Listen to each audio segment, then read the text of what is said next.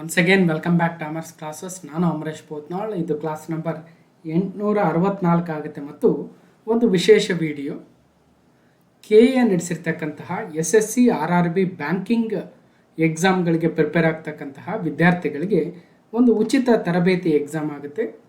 Free coaching exam ಏನಿತ್ತು ಅದರಲ್ಲಿ pass ಆಗಿರ್ತಕ್ಕಂಥವ್ರಿಗೆ ತರಬೇತಿ ಪಡಿತಕ್ಕಂತಹ ಒಂದು ಅರ್ಹತೆ ಪಡಿತೀರ. ಆ ಒಂದು ಪರೀಕ್ಷೆ 19/7/2025 ನಡೆದಿತ್ತು. ಅದರಲ್ಲಿ 25 ಕರೆಂಟ್ ಅಫೇರ್ಸ್ ಬೇಸ್ಡ್ ಕ್ವಶನ್ಸ್ ಇದ್ದವು. ಸೊ ಅದೆಲ್ಲವನ್ನು ಕೂಡ ನಾವು ಅನಾಲಿಸಿಸ್ ಮಾಡ್ತಾ ಹೋಗೋಣ. ಜೊತೆಗೆ ನಮ್ಮ ಮುಂದಿನ ಪರೀಕ್ಷೆಗಳಿಗೆ ಒಂದಷ್ಟು ಸಿದ್ಧತೆ ಮಾಡ್ಕೊಂಡಂಗಾಗುತ್ತೆ. ಜೊತೆಗೆ ಪ್ರಶ್ನೆಗಳು ಸಹಿತ ಬಹಳ ತೂಕವಾಗಿರ್ತಕ್ಕಂತಹ ಭಾಳ ಹೇಳಿಕೆಗಳ ಮುಖಾಂತರ ಇರ್ತಕ್ಕಂಥ ಪ್ರಶ್ನೆಗಳಿದ್ದಾವೆ. ಅದಕ್ಕೋಸ್ಕರ ಸೊ ಅವುಗಳನ್ನ ಸಾಲ್ವ್ ಮಾಡಿದರೆ ನಾವು ಸರಿಯಾದ ದಾರಿಯಲ್ಲಿದ್ದೀವ ಇಲ್ವಾ, ಸರಿಯಾದ ಮಾರ್ಗದರ್ಶನವನ್ನು ನೀವು ಪಡಿತಾ ಇದ್ದೀರಿಲ್ವ ಅನ್ನೋದು ಒಂದು ಚೆಕ್ ಕೂಡ ಆಗುತ್ತೆ ಅಂತ ಹೇಳ್ತಾ, ಸೊ ಬನ್ನಿ ಹಾಗಾದರೆ 19/7/2025 KEA SSC RRB ಬ್ಯಾಂಕಿಂಗ್ ಉಚಿತ ತರಬೇತಿ ಪರೀಕ್ಷೆಯ ಪ್ರಶ್ನೆ ಪತ್ರಿಕೆಯನ್ನು ಸಾಲ್ವ್ ಮಾಡ್ತಾ ಇದ್ದೀವಿ. ಕ್ವಶನ್ ನಂಬರ್ 1 ಏನಿದೆ: ಭಾರತೀಯ ನೌಕಾಪಡೆಯು ಇತ್ತೀಚೆಗೆ INSV ಕೌಂಡಿನ್ಯವನ್ನು ಸೇರ್ಪಡೆಗೊಳಿಸಿದೆ. ಇದಕ್ಕೆ ಸಂಬಂಧಿಸಿದಂತೆ ಕೆಳಕಂಡ ಹೇಳಿಕೆಗಳನ್ನು ಪರಿಗಣಿಸಿ. ಏನು ಹೇಳಿದರೆ, Indian navy has recently inducted INSV Kaundinya, consider the following statements ಅಂತ ಹೇಳಿದ್ದಾರೆ. ಸೊ ಇಲ್ಲಿ 4 ಹೇಳಿಕೆ ಕೊಟ್ಟಿದ್ದಾರೆ, 1 A B C D ಅಂತ. ಈ 4 ಹೇಳಿಕೆಗಳಲ್ಲಿ which of the above statements are correct ಅಂತ ಕೇಳಿದ್ದಾರೆ. All of them correct, BCD only correct, AC only correct, none of them ಅಂದರೆ ನೋಡೋಣ. ಫಸ್ಟ್ ಹೇಳಿಕೆ ಏನಿದ್ದಾವೆ. ಮೊದಲನೇ ಹೇಳಿಕೆ: ಇದು ಹೊಲಿಗೆ ತಂತ್ರಜ್ಞಾನವನ್ನು ಬಳಸಿ ನಿರ್ಮಿಸಿರ್ತಕ್ಕಂತಹ ಹಡಗು. ಗಲ್ಫ್ ಆಫ್ ಮನ್ನಾರನ್ನು ಪ್ರಥಮ ಬಾರಿ ಈಜಿ ದಾಟಿದ ಭಾರತೀಯ ಈಜುಗಾರನ ಸ್ಮರಣಾರ್ಥ ಅವರ ಹೆಸರನ್ನು ಇದಕ್ಕೆ ಇಡಲಾಗಿದೆ, INSV ಕೌಂಡಿನ್ಯ ಅಂತ. ಹೌದಾ? ನೋಡೋಣ. ಈ ಯೋಜನೆಗೆ ಹಣಕಾಸು ಅನುದಾನವನ್ನು ಭಾರತ ಸರ್ಕಾರದ ಸಂಸ್ಕೃತಿ ಸಚಿವಾಲಯ ಒದಗಿಸಿದೆ. ನೋಡೋಣ. ಇದನ್ನು ಆರಕ್ಕೋಣಂ ನೌಕಾನೆಲೆಯಲ್ಲಿ ಸೇರ್ಪಡೆಗೊಳಿಸಲಾಗಿದೆ. ಅಂದರೆ ಸರಿಯಾದ ಉತ್ತರ A ಮತ್ತು C ಮಾತ್ರ ಸರಿಯಾಗಿದ್ದಾವೆ. ಹೌದು, ಇದೊಂದು it is A stitched sail ship ಆಗುತ್ತೆ. ಹೊಲಿಗೆ ತಂತ್ರಜ್ಞಾನ ಬಳಸಿರ್ತಕ್ಕಂಥದ್ದು ಸರಿ ಇದೆ. ಮತ್ತು C, ಈ ಯೋಜನೆಗೆ ಹಣಕಾಸು ಅನುದಾನವನ್ನು ಭಾರತ ಸರ್ಕಾರದ ಸಂಸ್ಕೃತಿ ಸಚಿವಾಲಯ, ministry of culture, government of India ನೀಡಿರ್ತಕ್ಕಂಥದ್ದು. ಮತ್ತು B ಯಾಕೆ ತಪ್ಪು ನೋಡೋಣ. ಯಾರ ಹೆಸರನ್ನು, ಕೌಂಡಿನ್ಯ ಅಂದರೆ ಯಾರು ಹೇಳಿರ್ತಾರೆ, ಕೌಂಡಿನ್ಯ ಅಂತ. ಓಕೆ. ಮತ್ತು ಇದನ್ನು ಯಾವ ನೌಕಾನೆಲೆಯಲ್ಲಿ ಸೇರ್ಪಡೆಗೊಳಿಸಲಾಯಿತು ನೋಡೋಣ. ಬನ್ನಿ ಹಾಗಾದರೆ. INSV Kaundinya, it is a traditionally built stitched sail ship ಆಗುತ್ತೆ, inducted into the Indian Navy. It's a significant project highlighting India's rich maritime heritage. ಸುಮಾರು 5ನೇ ಶತಮಾನದ ಒಬ್ಬ 5ನೇ ಶತಮಾನದಲ್ಲಿರ್ತಕ್ಕಂಥ ಅಜಂತಾ ಕೇವ್ಗಳ ಪೇಂಟಿಂಗ್ಗಳಲ್ಲಿ ಈ ರೀತಿಯ ಒಂದು ಹಡಗಿನ ಚಿತ್ರಣವನ್ನು ನಾವು ಕಾಣ್ಬೋದಂತೆ. ಸೊ ಅದರ ಒಂದು ಇನ್ಸ್ಪೈರ್ ಆಗಿ INSV ಕೌಂಡಿನ್ಯವನ್ನು ತಂದಿರ್ತಕ್ಕಂಥದ್ದು. ಕೌಂಡಿನ್ಯ ಅಂತಕ್ಕಂಥವ ನಮ್ಮ ಭಾರತೀಯ ಋಷಿ ಆಗ್ತಾರೆ ಮತ್ತು ಸೌತ್ ಈಸ್ಟ್ ಏಷ್ಯಾಗೆ ಹಡಗನ್ನು ತೆಗೆದುಕೊಂಡು ಹೋಗಿರ್ತಕ್ಕಂತಹ ಒಂದು ಇತಿಹಾಸವನ್ನು ಕಾಣ್ತೀವಿ. ಅದಕ್ಕೋಸ್ಕರ INSV ಕೌಂಡಿನ್ಯ ಅಂತ. ಇದನ್ನು ನಾವು class number 809 May 2025 part 8 discussion ಮಾಡಿದ್ವಿ. ಏನಂತ, ಕಾರವಾರದ ನೌಕಾನೆಲೆಯಲ್ಲಿ ಭಾರತೀಯ ನೌಕಾಪಡೆಯ INSV ಕೌಂಡಿನ್ಯವನ್ನು ಸೇರ್ಪಡೆಗೊಳಿಸಲಾಯಿತು. ನಮ್ಮ ಕಾರವಾರದ ನೌಕಾನೆಲೆಯಲ್ಲಿ, ಆರಕ್ಕೋಣಂ ನೌಕಾನೆಲೆ ಅಲ್ಲ. ಕರೆಕ್ಟ್ ಅಲ್ವಾ? ಸೊ ನಾವು ಕರೆಂಟ್ ಅಫೇರ್ಸಲ್ಲಿ ಡಿಸ್ಕಷನ್ ಮಾಡಿದ್ವಿ. INSV ಕೌಂಡಿನ್ಯ ಲೋಕಾರ್ಪಣೆ, ತೆಂಗಿನ ನಾರು ಮರದ ಹಲಗೆಗಳಿಂದ ತಯಾರಿಸಿದ ಪ್ರಾಚೀನ ಮಾದರಿ ನೌಕೆ ಅಂತ ಕ್ಲಾಸ್ ನಂಬರ್ 809 ಡಿಸ್ಕಷನ್ ಮಾಡಿದ್ವಿ. ನಿಮಗೆ ಫ್ರೀ ಕೋಚಿಂಗ್ ಎಕ್ಸಾಮಲ್ಲಿ ಅನುಕೂಲ ಆಗಿತ್ತು ಅಂತ ಭಾವಿಸ್ತಾ, ಪ್ರಾಚೀನ ಕಾಲದ ಮಾದರಿಯಲ್ಲಿ ಸಿದ್ಧಪಡಿಸಲಾದ ಭಾರತೀಯ ನೌಕಾಸೇನೆ ಹಡಗು INSV ಕೌಂಡಿನ್ಯ 1. ಮತ್ತು ಹಿಂದೂ ಮಹಾಸಾಗರದಾದ್ಯಂತ ಪ್ರಯಾಣ ಬೆಳೆಸಿದ ಪೌರಾಣಿಕ ಭಾರತೀಯ ನಾವಿಕ ಹಾಗೂ ಋಷಿ ಕೌಂಡಿನ್ಯ ಅವರ ನೌಕಾಯಾನದಲ್ಲಿ ಹೆಸರು ಮಾಡಿದ್ರು. ಹಾಗಾಗಿ ಈ ಒಂದು ನೌಕೆಗೆ ಅವರ ಹೆಸರನ್ನು ಇಡಲಾಗಿದೆ ಅಂತ ಇಲ್ಲಿ ಹೇಳಿರ್ತಕ್ಕಂಥದ್ದು. ಕೇಂದ್ರದ ಸಂಸ್ಕೃತಿ ಮತ್ತು ಪ್ರವಾಸೋದ್ಯಮ ಸಚಿವರು ಗಜೇಂದ್ರ ಸಿಂಗ್ ಶೇಖಾವತ್ ಅವರು ಇದನ್ನು ನಮ್ಮ ಕಾರವಾರದ ಕದಂಬ ನೌಕಾನೆಲೆಯಲ್ಲಿ ಸೇರ್ಪಡೆಗೊಳಿಸಿದ್ರು, ಲೋಕಾರ್ಪಣೆಗೊಳಿಸಿದ್ರು. ಆಲ್ರೆಡಿ ಕರೆಂಟ್ ಅಫೇರ್ಸಲ್ಲಿ ಸಾಕಷ್ಟು ಡಿಸ್ಕಷನ್ ಮಾಡಿದ್ವಿ. ಅಜಂತ ಪೇಂಟಿಂಗ್ಸು, 5th ಸೆಂಚುರಿ ಏನೇನಂತ ಅಲ್ವಾ. ಸೊ ನೋಡಿ, ಈ ರೀತಿಯಾಗಿ ಹೇಳಿಕೆಗಳ ಮುಖಾಂತರ ಬರ್ತವೆ. ನಾವೇನೇನು ತಿಳ್ಕೊಂಡಿರ್ತೀವಿ, ಜನರಲ್ ಆಗಿ ಏನು ತಿಳ್ಕೊಳ್ತೀವಿ ಅಷ್ಟೇ. ಏನು ಎಲ್ಲಿ INSV ಕೌಂಡಿನ್ಯ ಯಾವ ರೀತಿ ಅಡುಗು, 1-2-3 ಪಾಯಿಂಟ್ ತಿಳ್ಕೊಳ್ತೀವಿ ಅಷ್ಟೇ. ಬಟ್ ನಮ್ಮನ್ನು ಮೀರಿ, ನಮಗೆ ಗೊತ್ತಿರ್ತಕ್ಕಂಥ ಪಾಯಿಂಟ್ಸ್ಗಳನ್ನು ಮೀರಿ ಎಕ್ಸಾಮಲ್ಲಿ ಬರ್ತಾ ಇದ್ದಾವೆ ಅನ್ನೋದನ್ನು ನಾವು ಗಮನದಲ್ಲಿ ಇಟ್ಕೊಳ್ಬೇಕು ಅಂತ ಹೇಳ್ತಾ, ಇನ್ನು 2ನೇ ಪ್ರಶ್ನೆಗೆ ಹೋಗೋಣ. ಇತ್ತೀಚೆಗೆ ಕ್ಯಾರಿಕೋಮ್ ಅಂತಕ್ಕಂಥದ್ದು ಸುದ್ದಿಯಲ್ಲಿದ್ದು, ಇದಕ್ಕೆ ಸಂಬಂಧಿಸಿದಂತೆ ಕೆಳಕಂಡ ಹೇಳಿಕೆಗಳನ್ನು ಪರಿಗಣಿಸಿರಿ. So recently CARICOM was in the news, consider the following statements. Same ಹೇಳಿಕೆಗಳ ಮುಖಾಂತರನೇ ಭಾಳ ಇರ್ತಕ್ಕಂಥವು. ಕ್ಯಾರಿಕೋಮ್ ಅಂದರೆ Caribbean community and common market. CARICOM refers to a Caribbean community and common market. ಇಲ್ಲಿ ಎಲ್ಲ ಹೇಳಿಕೆ ಹೇಳೋಕ್ಕಿಂತಲೂ ಸರಿಯಾದ ಉತ್ತರ ಹೇಳ್ಬಿಡ್ತೀನಿ.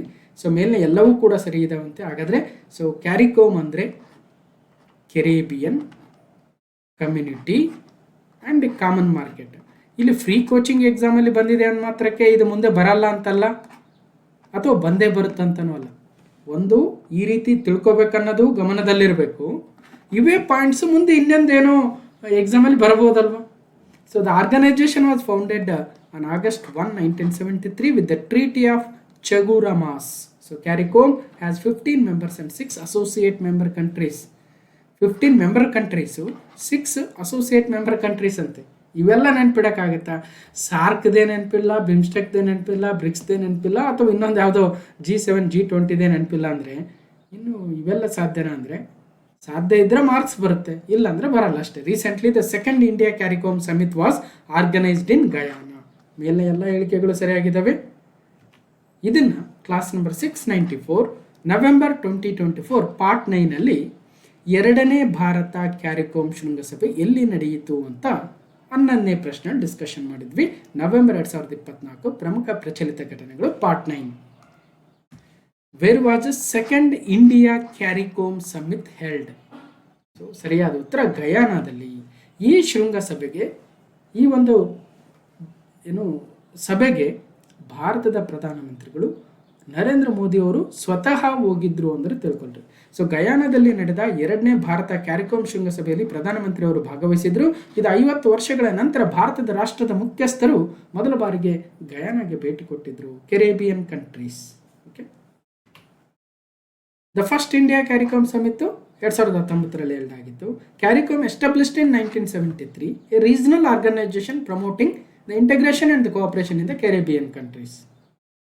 So it includes 21 countries comprising 15 member states and 6 associate members ಅಂತ ನಾವು ನಮ್ಮ ಕರೆಂಟ್ ಅಫೇರ್ಸಲ್ಲಿ ಡಿಸ್ಕಷನ್ ಮಾಡಿದ್ವಿ. ನನಗೆ ಗೊತ್ತಾಗುತ್ತೆ ಈ ಥರ ನೆನ್ಪಿಡೋದು ಕಷ್ಟ.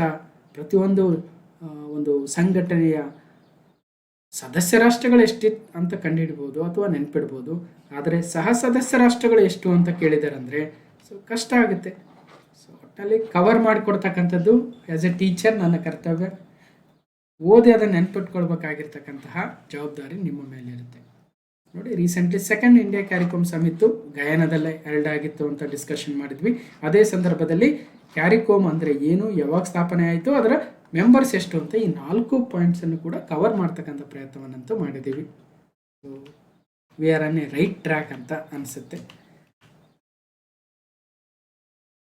ಸೊ ಅಷ್ಟಕ್ಕೆ ನಿಲ್ಲಿಸಲ್ಲ, ಅದ್ರ ಬಗ್ಗೆ ಮತ್ತಷ್ಟು ಜಾಸ್ತಿ ಹೆಚ್ಚಿನ ಮಾಹಿತಿ. ಕ್ಯಾರಿಕೋಮ್ ಮೆಂಬರ್ ಸ್ಟೇಟ್ಸ್ ಯಾವ್ಯಾವು ಅಂತಕ್ಕಂಥದ್ದು, ಸೊ ಆಂಟಿಗುವಾ, ಬಾರ್ಬುಡಾ ಎಲ್ಲಿ ಬರುತ್ತೆ, ಡೊಮಿನಿಕಾ ಎಲ್ಲಿ ಬರುತ್ತೆ, ಟ್ರಿನಿಡಾಡ್ ಆ್ಯಂಡ್ ಟೊಬ್ಯಾಗೋ ಎಲ್ಲಿ ಬರುತ್ತೆ, ಗ್ರೆನಡಾ, ಬಾರ್ಬಡೋಸ್, ಇವೆಲ್ಲವೂ ಕೂಡ ಅವಾಗ ರೀಕ್ಯಾಪ್ ಮಾಡ್ಕೋಬೇಕು. 3ನೇ ಪ್ರಶ್ನೆಗೆ ಹೋಗೋಣ. ಅಂತಾರಾಷ್ಟ್ರೀಯ ಸೋಲಾರ್ ಅಲಯನ್ಸ್ಗೆ ಸಂಬಂಧಿಸಿದ ಕೆಳಗಿನ ಹೇಳಿಕೆಗಳನ್ನು ಪರಿಗಣಿಸಿ. So consider the following statements related to the international solar alliance. First statement ಇಲ್ಲಿ ನೋಡಿ, ಪ್ರತಿ ಕ್ವಶನಲ್ಲೂ 4 ಹೇಳಿಕೆ ಕೊಟ್ಟಿದ್ದಾರೆ, ಗಮನಿಸಿ. ISA is a collaborative initiative of the United Nations. ISA ವಿಶ್ವಸಂಸ್ಥೆಯ ಸಹಭಾಗಿತ್ವದ ಉಪಕ್ರಮ ಅಂದರೆ ತಪ್ಪಾಗುತ್ತೆ ನೋಡಿ. ISAಗೂ ವಿಶ್ವಸಂಸ್ಥೆಗೂ ಏನು ಲಿಂಕ್ ಇಲ್ಲ. ಇದು ISA ಅಂತ ಇಂಟರ್ನ್ಯಾಷನಲ್ ಸೋಲಾರ್ ಅಲಯನ್ಸ್ ಅಂತಕ್ಕಂಥದ್ದು COP21 ನಡೆದಾಗ ಪ್ಯಾರಿಸಲ್ಲಿ 2015 ಅನಿಸುತ್ತೆ. ಆ ಸಂದರ್ಭದಲ್ಲಿ ನಮ್ಮ ಭಾರತ ಮತ್ತು ಫ್ರಾನ್ಸ್ ದೇಶಗಳು ಸಹಭಾಗಿತ್ವದಲ್ಲಿ ತಂದಿರತಕ್ಕಂತಹ ಒಂದು ಇನಿಷಿಯೇಟಿವ್ ಆಗುತ್ತೆ ಅಂತಾರಾಷ್ಟ್ರೀಯ ಸೋಲಾರ್ ಅಲಯನ್ಸ್. ಹಾಗಾಗಿ ಮೊದಲನೇ ತಪ್ಪು. ಎರಡನೇದು, ಸೌರಶಕ್ತಿ ಪರಿಹಾರದ ಮೂಲಕ ಹವಾಮಾನ ಬದಲಾವಣೆಯನ್ನು ಎದುರಿಸಲು ಒಗ್ಗಟ್ಟಾಗಿ ಪ್ರಯತ್ನಿಸುವುದು ISA ಪ್ರಮುಖ ಗುರಿಯಾಗಿದೆ. ಫೈನ್. ಜರ್ಮನಿಯ ಬಾನ್ನಲ್ಲಿ ನಡೆದ 2017ರಲ್ಲಿ ನಡೆದ UNFCCC COP23 ಅಂದರೆ ತಪ್ಪಾಗುತ್ತೆ. ನಾವು ಹೇಳ್ತಾ ಇದ್ವಿ COP21 2015 ಪ್ಯಾರಿಸ್ ಸಂದರ್ಭದಲ್ಲಿ UNFCCCಯ ಅಡಿಯಲ್ಲಿ ಸಹಿ ಮಾಡಿರುವ ಎಲ್ಲ ದೇಶಗಳ ISA ಸದಸ್ಯ ರಾಷ್ಟ್ರಗಳೇ ತಪ್ಪಾಗುತ್ತೆ. ಹಾಗಾಗಿ ಒಂದು ಮಾತ್ರ ಸರಿ. ಯಾವುದು ಒಂದು ಸರಿ ಅಂದರೆ ಬಿ ಮಾತ್ರ ಸರಿ, ಉಳಿದವೆಲ್ಲ ತಪ್ಪು. ಕರೆಕ್ಟ್. ಇದನ್ನು ಕೂಡ ISA ಬಗ್ಗೆ ಅಂತ ಬೇಕಾದಷ್ಟು ಸಲ ಮಾತಾಡಿದ್ದೀವಿ. ಬೇರೆ ಬೇರೆ ಎಕ್ಸಾಮಲ್ಲೂ ಕೇಳ್ತಾನೆ ಬಂದಿದ್ದಾರೆ, ಒಂದಲ್ಲ 10 ಎಕ್ಸಾಮಲ್ಲಿ ಬಂದಿದೆ. ಒಂದು ಎಕ್ಸಾಂಪಲ್, ಒಂದು ಇನ್ಸ್ಟೆನ್ಸ್ ಹೇಳೋದಾದರೆ, ಕ್ಲಾಸ್ ನಂಬರ್ 688 ನವೆಂಬರ್ 2024 ಪಾರ್ಟ್ 5 2026ರವರೆಗೆ ಯಾವ ದೇಶವನ್ನು ಅಂತಾರಾಷ್ಟ್ರೀಯ ಸೌರ ಒಕ್ಕೂಟದ ಅಂದರೆ ISA ಇಂಟರ್ನ್ಯಾಷನಲ್ ಸೋಲಾರ್ ಅಲಯನ್ಸ್ನ ಅಧ್ಯಕ್ಷರಾಗಿ ಆಯ್ಕೆ ಮಾಡಲಾಗಿದೆ. ಅಂದರೆ ನಮ್ಮ ಭಾರತವನ್ನು ಅಧ್ಯಕ್ಷರಾಗಿ ಆಯ್ಕೆ ಮಾಡಲಾಗಿದೆ. ಅದರ ಅಧ್ಯಕ್ಷರಾಗಿ ನಮ್ಮ ಕರ್ನಾಟಕದವರೇ ಆದ ಯೂನಿಯನ್ ಮಿನಿಸ್ಟರ್ ಕೂಡ ಆಗಿರ್ತಕ್ಕಂಥ ಪ್ರಹ್ಲಾದ್ ಜೋಶಿರವರು ಇಂಡಿಯನ್ ಸೋಲಾರ್ ಅಲಯನ್ಸ್ನ ಪ್ರೆಸಿಡೆಂಟ್ ಆಗಿದ್ದಾರೆ 2024ರಿಂದ 2026ರವರೆಗೆ ಅಂತ ಡಿಸ್ಕಷನ್ ಮಾಡಿದ್ವಿ. ಅದೇ ಸಂದರ್ಭದಲ್ಲಿ ಅದರ ಯಾವಾಗ ಸ್ಥಾಪನೆ ಆಯಿತು, ಭಾರತ ಮತ್ತು ಫ್ರಾನ್ಸ್ 2015ರಲ್ಲಿ ಈ ಒಂದು ಇನಿಷಿಯೇಟಿವ್ನ ತಂದರು. ಓಕೆ, ಅದಾದಮೇಲೆ ಮತ್ತಷ್ಟು ಡೀಟೇಲ್ಸು ಮತ್ತು ಈ ISA ಮೆಂಬರ್ ಆಗಿರ್ತಕ್ಕಂಥ ವಿವಿಧ ದೇಶಗಳ ಮೆಂಬರ್ ಆದಾಗೆಲ್ಲ ನಾವು ಕರೆಂಟ್ ಅಫೇರ್ಸಲ್ಲಿ ಮಾತಾಡ್ತಾ ಹೋಗಿದ್ವಿ. ಓಕೆ, 4ನೇ ಪ್ರಶ್ನೆ, ಇತ್ತೀಚೆಗೆ ಚಾಗೋಸ್ ದ್ವೀಪಗಳು ಕೆಳಗಿನ ಯಾವ ಕಾರಣಕ್ಕಾಗಿ ಸುದ್ದಿಯಲ್ಲಿದ್ದಾವೆ? Recently Chagos islands were in the news for which of the following reasons? ಇಲ್ಲಿ ಕನ್ನಡದಲ್ಲೂ ಹೇಳ್ಬೇಕು, ಇಂಗ್ಲೀಷಲ್ಲೂ ಹೇಳ್ಬೇಕಂದ್ರೆ ಸ್ವಲ್ಪ ಟೈಮ್ ಹಿಡಿಯುತ್ತೆ.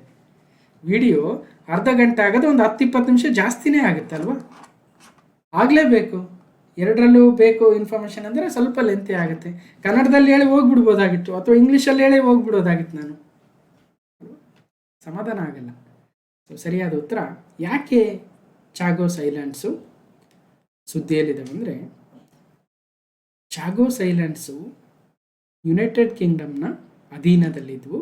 ಅವರು ಮತ್ತೆ ಅದರ ಒಂದು ಅಧಿಕಾರವನ್ನು ಮಾರಿಷಸ್ಗೆ ಹಸ್ತಾಂತರವನ್ನು ಮಾಡಿದರು. ಆ ಒಂದು ಸಂದರ್ಭಕ್ಕಾಗಿ ಸುದ್ದಿಯಲ್ಲಿತ್ತು. ಎರಡನೇ ಉತ್ತರ ಸರಿ. ಈ ದ್ವೀಪದ ಆಡಳಿತ ಯುನೈಟೆಡ್ ಕಿಂಗ್ಡಮ್ನಿಂದ ಮಾರಿಷಸ್ಗೆ ಬದಲಾಗಿರುವುದರಿಂದ ಮಾರಿಷಸ್ ಈ ದ್ವೀಪದ ಮೇಲೆ ಸಾರ್ವಭೌಮತೆಯನ್ನು ಪಡೆದಿದೆ. ಹಾಗಾಗಿ ಚಾಗೋಸ್ ದ್ವೀಪಗಳು ಸುದ್ದಿಯಲ್ಲಿದ್ದವು. ಸೊ ಇದನ್ನು class number 832 June 2025 part 8, June ಏನು ಭಾಳ ದೂರ ಇಲ್ಲ, ಇದು ಜೂನಲ್ಲಿ ಮಾತಾಡಿದ್ವಿ. ಏನಂತ? ಇತ್ತೀಚೆಗೆ ಸುದ್ದಿಯಲ್ಲಿ ಕಾಣಿಸಿಕೊಂಡ ಚಾಗೋಸ್ ದ್ವೀಪಗಳು ಯಾವ ಸಾಗರದಲ್ಲಿದ್ದಾವೆ? ಸರಿಯಾದ ಉತ್ತರ ಹಿಂದೂ ಮಹಾಸಾಗರದಲ್ಲಿದ್ದಾವೆ.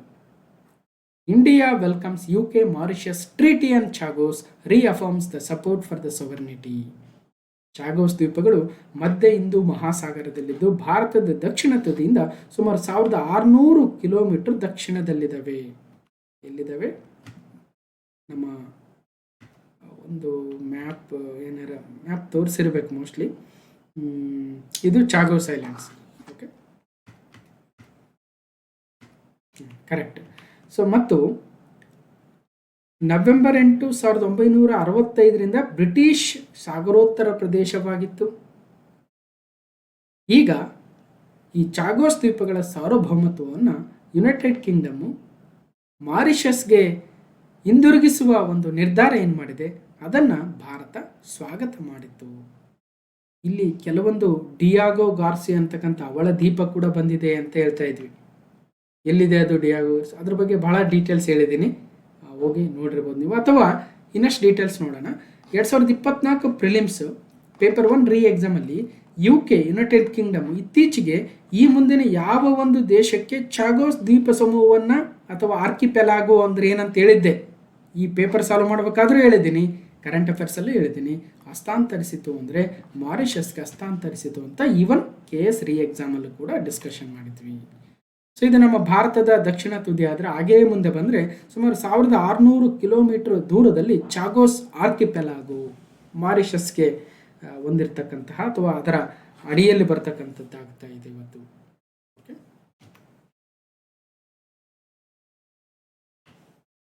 5ನೇ ಪ್ರಶ್ನೆ, ಜಿನೇವಾದಲ್ಲಿ ಇತ್ತೀಚೆಗೆ ನಡೆದ 78ನೇ ವಿಶ್ವ ಆರೋಗ್ಯ ಸಭೆಯಲ್ಲಿ ಈ ಕೆಳಕಂಡ ಎಷ್ಟು ಪೂರ್ವ ಆಫ್ರಿಕಾದ ದೇಶಗಳು ಕಾಲಾ ಅಜಾರ್ ರೋಗ ನಿರ್ಮೂಲನೆಗಾಗಿ ಪರಸ್ಪರ ಒಡಂಬಡಿಕೆಗೆ ಸಹಿ ಹಾಕಿದವೆ? 1 ಸೊಮಾಲಿಯಾ, 2 ಇಥಿಯೋಪಿಯಾ, 3 ದಕ್ಷಿಣ ಸುಡಾನ್, 4 ಸುಡಾನ್, 5 ಡಿಜಬೌಟಿ ಅಂತ ಕರಿತೀವಿ. ಹಾರ್ನ್ ಆಫ್ ಆಫ್ರಿಕಾ ಅಂತ ಕರಿತೀವಿ. ಹಾರ್ನ್ ಆಫ್ ಆಫ್ರಿಕಾದಲ್ಲಿ ಕಂಡುಬರುವ ಈ ದೇಶಗಳೇನಿದ್ದಾವೆ ಇವುಗಳಲ್ಲಿ ಎಷ್ಟು ದೇಶಗಳು ಈ ಒಂದು ಕಾಲಾ ಅಜಾರ್ ಅನ್ನುವ ಒಂದು ಡಿಸೀಸನ್ನು ನಿರ್ಮೂಲನೆ ಮಾಡೋದಕ್ಕಾಗಿ 78ನೇ ವರ್ಲ್ಡ್ ಹೆಲ್ತ್ ಅಸೆಂಬ್ಲಿಯಲ್ಲಿ ಸಹಿಯನ್ನು ಹಾಕಿದವು ಜಿನೇವಾದಲ್ಲಿ ಅಂದರೆ ಎಲ್ಲ ರಾಷ್ಟ್ರಗಳು ಸೇರಿದಂತೆ. ಇಂಥವೆಲ್ಲ ಎಕ್ಸಾಮಲ್ಲಿ ಕೇಳಿದಾರೆ ಅಂದರೆ ಇಂಥವೆಲ್ಲ ನಮ್ಮ ಕರೆಂಟ್ ಅಫೇರ್ಸಲ್ಲಿ ಬರ್ತಾವ. ಓಕೆ, ಬೇರೆ ಬೇರೆ ಕಡೆ ನಾವು ಡಿಸ್ಕಷನ್ ಮಾಡಿರ್ತೀವಿ. ಜೊತೆಗೆ ಎಲ್ಲ ಒಂದು ಕಡೆ ಇದನ್ನು ಡಿಸ್ಕಷನ್ ಮಾಡಿದಂಗಿತ್ತು. ಇಲ್ಲಿ 6 African nations signed a memorandum of understanding to ramp up the efforts of cross border programme kala-azar elimination. ಯಾವ್ಯಾವು? ಸೊ ಈ ಒಂದು 6 ದೇಶಗಳು ಇದಾವಂತೆ. ಸುಡಾನ್ ಆಗಿರ್ಬೋದು, South Sudan, Somali, Ethiopia, Djibouti, 5 ದೇಶಗಳು. ಈ 5 ದೇಶಗಳು ಜೊತೆಗೆ ಇನ್ನೊಂದು ಚಾಡ್ ಅಂತಕ್ಕಂಥ ದೇಶ ಕೂಡ ಇದೆ ಅಂತೆ. ಇಲ್ಲಿ ಮೇ 19ರಿಂದ 27ರವರೆಗೂ ಸ್ವಿಟ್ಜರ್ಲೆಂಡ್ನ ಜಿನೇವಾದಲ್ಲಿ 78th ವರ್ಲ್ಡ್ ಹೆಲ್ತ್ ಅಸೆಂಬ್ಲಿ ಕೂಡ ನಡೆದಿತ್ತು. ಆ ಒಂದು ಸಂದರ್ಭದಲ್ಲಿ ಈ ಕಾಲಾ ಅಜಾರ್ ಎನ್ನುವ ಒಂದು ಡಿಸೀಸನ್ನು ಎರಾಡಿಕೇಟ್ ಮಾಡೋದಕ್ಕೆ ಒಂದು ಒಪ್ಪಂದಕ್ಕೆ, ಒಡಂಬಡಿಕೆಗೆ ಸಹಿ ಹಾಕಿದವಂತೆ. ಓಕೆ, ಅದ್ರ ಬಗ್ಗೆ ಮತ್ತಷ್ಟು ಡೀಟೇಲ್ಸ್ ಇದೆ. ಇನ್ನು ಕ್ವಶನ್ ನಂಬರ್ 6, ಇತ್ತೀಚೆಗೆ ಕೆಂಪೇಗೌಡ ಅಂತಾರಾಷ್ಟ್ರೀಯ ವಿಮಾನ ನಿಲ್ದಾಣ ಸುದ್ದಿಯಲ್ಲಿತ್ತು. ಈ ಕೆಳಕಂಡ ಹೇಳಿಕೆಗಳನ್ನು ಪರಿಗಣಿಸಿರಿ. A B C D ಇದೆ. ನೋಡೋಣ ಎಷ್ಟು ಹೇಳಿಕೆಗಳು ಸರಿಯಾಗಿದ್ದಾವೆ ಅಂತ. 3, 2, 1 ಅಥವಾ ಎಲ್ಲ ಹೇಳಿಕೆಗಳ?